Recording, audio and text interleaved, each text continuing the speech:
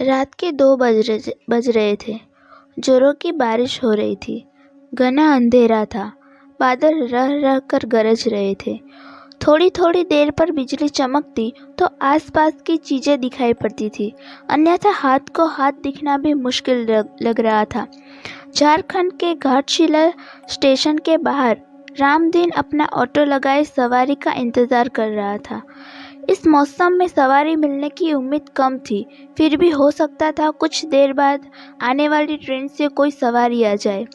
करीब 1 घंटे बाद ट्रेन आई।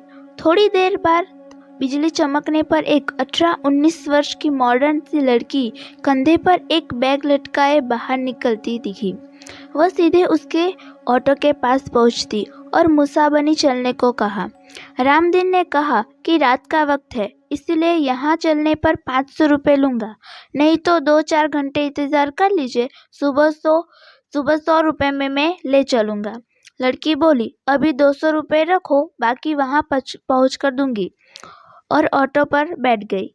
रामदीन ऑटो बढ़ा दिया। करीब आधा घंटे बाद यह गंतव्य तक पहुंचा।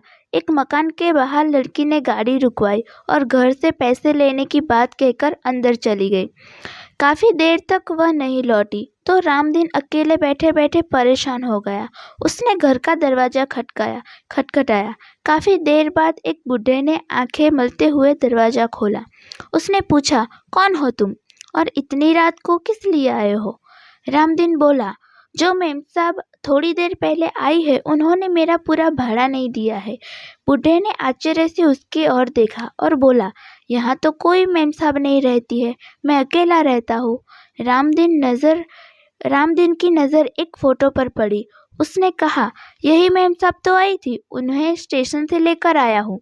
बूढ़े ने उसे आश्चर्य से देखा, फिर बोला, इस लड़की को मरे 8 साल हो गए। देखो, फोटो पर माला डली हुई है। ये मेरी पोती थी। ये कैसे आ सकती है? रामदीन के होश उड़ गए। वह चुपचाप अपने ऑटो के पास पहुंचा। उसने देखा कि सीट पर 100 के 3 नोट रखे थे। उसने नोट जेब में रखा और वहां से बेतहाशा भागा। उस दिन से उसने रात में ऑटो चलाना छोड़ दिया।